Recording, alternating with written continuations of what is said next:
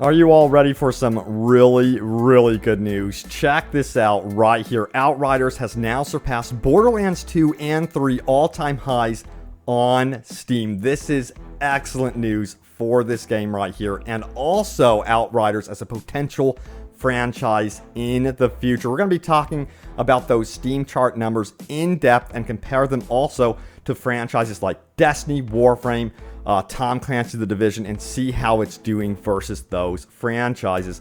Now, also, there are some worries with this game going forward. Can they really keep up the momentum? We'll talk about that, plus a really cool secret quest in the game that will give you a guaranteed legendary drop and some really good tips that you may have missed as well. So let's go into those right now. Hey everyone, what's happening? Hope you're doing good. Open World Games here. Let's do this. Let's dive into the latest news. So yeah, this is super impressive. This is crazy to me. So Outriders all-time peak is 125,123 right there, which is crazy when you start comparing it to established franchises like Borderlands. Check this out. 123,596 for its all-time peak. Don't forget about Borderlands 3, which is 93,000 roughly.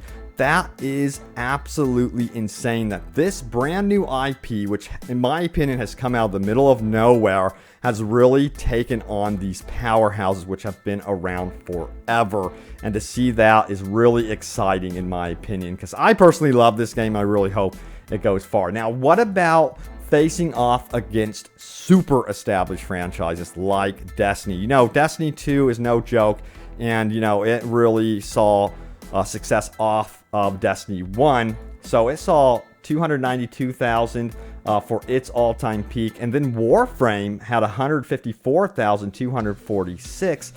So that is again saying something that it's standing toe-to-toe against these big heavy hitters. But with Tom Clancy Division, it's even competing against that one.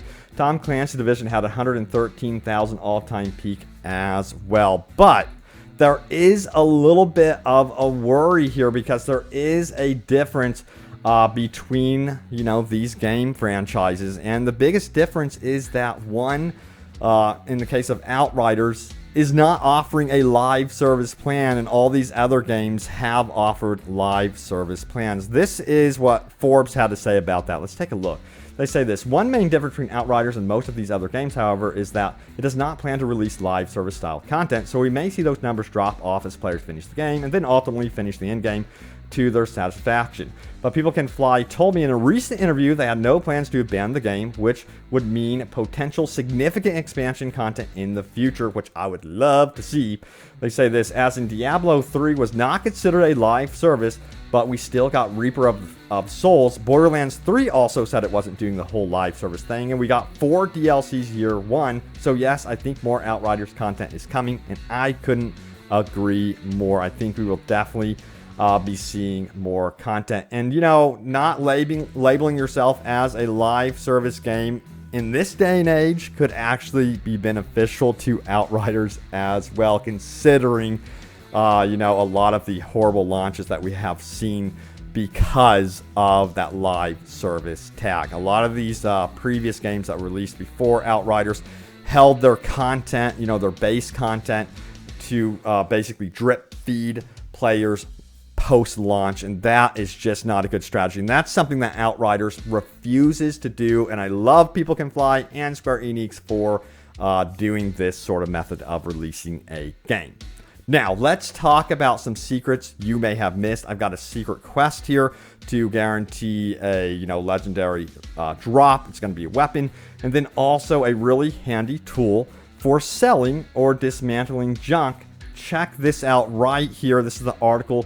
Now, if you go to a shopkeeper and you want to go ahead and do a mass sell of certain items, look to your lower right corner of the screen and you'll see these icons right here showing off your rarities right there. If you click on that, you have the option then to sell all rarities of that color, all of them in your inventory, and that will make it super quick. Most of us sell all of our greens at some point during our journey with our character. So yeah, That's really noteworthy. Hopefully that helps you, and you can check out the links in the description below for further details on how to do that. But that's going to speed up your time when you are messing about the inventory, management, which there is quite a bit of inventory management in this game, I have to admit. It's not too overwhelming compared to other games, though. All right, let's keep going. So we do have that Outriders secret quest, how to complete Forgotten Chapel. And you may have seen this as you explore the lands. But yeah, this is a good one because you're going to have to basically activate these pillars right here. And I'm going to throw this article in the link in the description below as a link, so you can check it out and figure out how to do this yourself. As you can see, you have to activate these 3 pillars. And once you do this, you are guaranteed a legendary drop. And it's going to be a weapon. So check it out. It's nice to see that they have these secret quests in the game that guarantee these legendary drops. Because sometimes, as you guys know, legendaries are tough to get. And I highly recommend, if you are kind of starting out in the game, or if you're midway through the game, not to stress too much about legendaries right now. Just enjoy the game, get through it, and then start worrying about getting your legendary loot in the in-game. That's one of my biggest tips, because I started getting legendary drops like after level, I think it was 21 or something like that, where they really started dropping. Not lots and lots, but more noticeable legendary drops. Now, Outriders is proving to be one of the most divisive, games of 2021 so far. There are a lot of opinions about this game. Some people going as far as not recommending the game at all. You guys have seen the Metacritic score.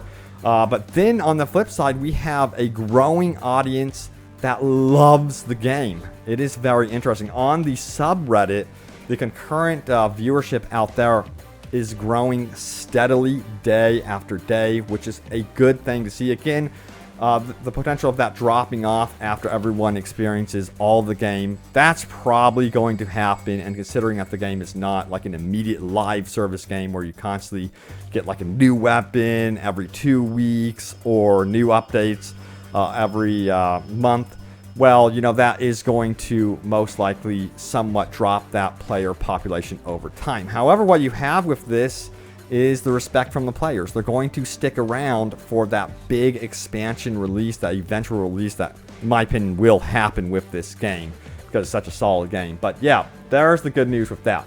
Now, also, we have this right here, which is making Outriders a powerhouse, in my opinion. Check it out. This comes from Geralt of Rivia. What? He says, gotta say, I'm really impressed with the single-player campaign so far, and without Game Pass, I'd never have even tried this game, having heard so much about it being an online game primarily. Game Pass is changing the game, people.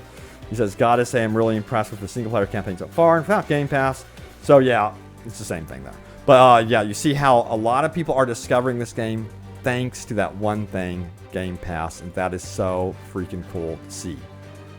That Game Pass has enabled players to actually hop in without that $60 price tag, and that's really going to be propelling the player base even further.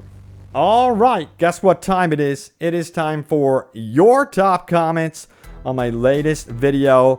Let's check out that video right now. So right now, as it stands, People Can Fly and Square Enix, they are hard at work on a big patch. It's in the works, new secrets discovered, and more. That was my last video. You can check it out on the channel, but let's see what you guys had to say right here. Axis says, everybody is tough until the spitting acid butterfly shows up. It's true, they're like freaking mini bosses. Zach Wood says, Dad, if you see this, I told you it would be better than Anthem. P.S. We still need milk. Oh my god.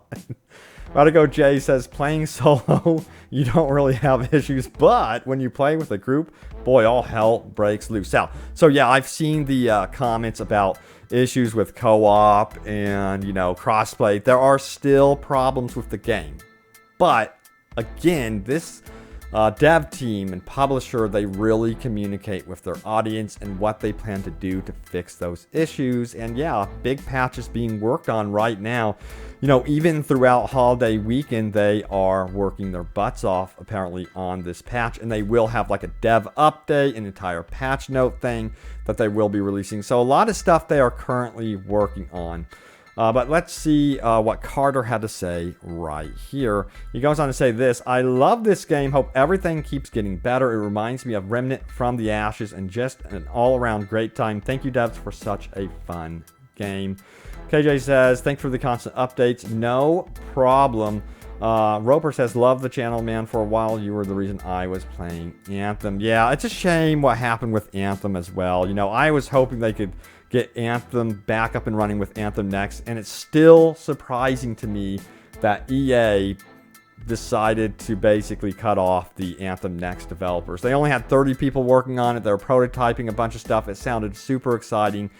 And, you know, after the success of Outriders, not too sure if that was such a smart move. And there's a lot of crossover in terms of gameplay mechanics and things we saw that were promised with Anthem that made it into Outriders. It fascinates me. They even have a lot of the electrical storms and big events like that in this game. So, yeah, Outriders is really coming off the failure that is Anthem, and I think that's potentially another reason why people are also taking to Outriders. Like, hey, this game is succeeding where others have failed.